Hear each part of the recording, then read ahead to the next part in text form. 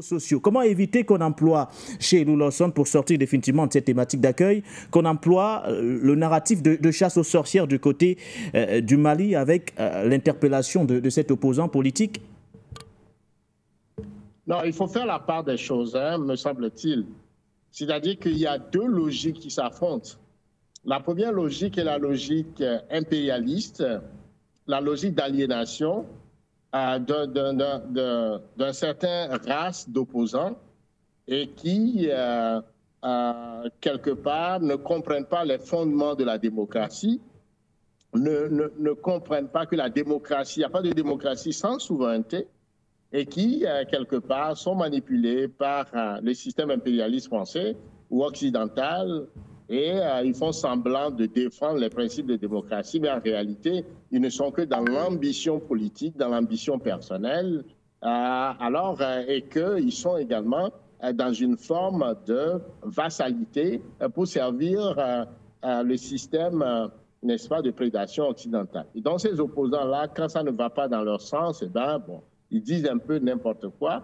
Et donc, cette vieille tradition est aujourd'hui arrive à sa fin, et au Mali, on lui oppose justement une nouvelle, n'est-ce pas, un changement de paradigme d'un pouvoir qui se veut souverain, un peuple qui se veut souverain, qui veut aller vers la rupture avec ce système, n'est-ce pas, d'aliénation d'un certain nombre d'opposants, d'intellectuels, etc., pour plutôt faire le choix de la souveraineté, le choix de la liberté, le choix également de la puissance. Voyez-vous, et ça prend un gouvernement fort, un gouvernement stable, auquel le peuple confère toute la légitimité. Et donc, ce modèle, n'est-ce pas, implémenté par Assimi Goïta et son équipe, est assez saisissant et redonne à l'Afrique sa dignité, sa grandeur, son honneur aussi, et a fait effet boule de neige.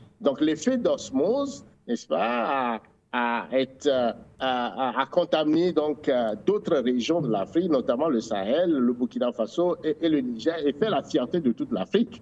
Mais il y a certains irréductibles de l'ancien système qui veulent toujours voir ce système de domination, de racisme, n'est-ce pas, où les Africains sont trompés, sont quelque part comme des jouets dans les mains de l'impérialisme. Donc ces gens-là vont toujours sortir, dire un peu n'importe quoi, qui ne s'inscrivent pas dans la logique, n'est-ce pas, de la souveraineté du continent africain, du panafricanisme. Donc cet opposant fait partie de cette race, n'est-ce pas, qui font semblant de se battre pour le peuple, mais en fait, ils se battent pour leurs propres intérêts et les intérêts des Occidentaux. Et donc, de ce point de vue, c'est clair.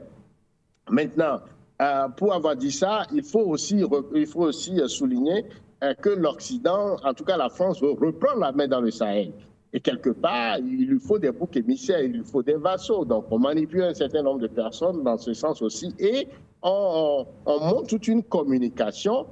Cette communication, comme je l'ai dit tout à l'heure, la guerre, c'est aussi sur le plan opérationnel, mais aussi sur le plan informationnel. Et donc, ça fait partie du jeu. Et il me semble que le peuple mobilisé du Sahel, le peuple de l'AES, doit regarder droit devant lui, avancer avec courage et détermination, et de ne pas se laisser distraire par ces turiféraires qui sont nostalgiques de l'ancien système. Ceci étant dit, il faut quand même que nous puissions aussi, n'est-ce pas, comme dans le cadre de cette déstabilisation, apporter rapidement les éléments dont l'opinion en a besoin pour pouvoir conforter, n'est-ce pas, notre narratif et apporter les preuves de la déstabilisation de la France, de la déstabilisation des outils, n'est-ce pas, comme la monnaie, et apporter la preuve de tous ceux qui sont complices de ce dispositif-là. Alors, il fait dans la même lancée, cet opposant fait en même temps la critique de l'incident, de la question de la déstabilisation, mais aussi va plus loin pour critiquer le Burkina en tant que pays. Oui. Donc, il reprend le narratif de la France pour dire que c'est un pays le plus pauvre au monde et tout ça. On connaît toutes ces narratifs. C'est là où il se trahit en réalité, mais qui n'est pas sérieux et on ne peut pas, n'est-ce pas, accorder de la valeur de la valeur intrinsèque à ce qu'il est en train de raconter. Donc, il se trahit par son narratif, par les idées qu'il avance. De toute façon, le peuple du Sahel, c'est un peuple riche, riche par sa culture, riche par les ressources, riche aussi par son ambition et également par la force de faire du Sahel un Eldorado. Et ça, je pense que les 3 présidents travaillent pour ça.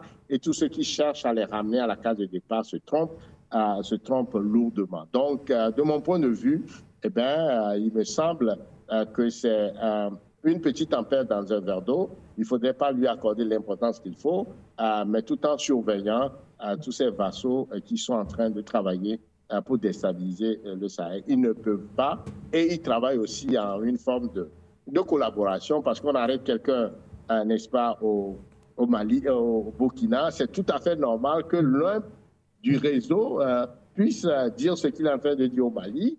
C'est tout à fait évident. Ils font partie du même cercle, du même narratif, et ils obéissent au même maître. Ils sont nourris au lait, n'est-ce pas, de l'aliénation occidentale pour continuer toujours par avoir la main sur l'Afrique, sur ses ressources et également contrôler l'imaginaire des Africains, le pouvoir dans les pays africains.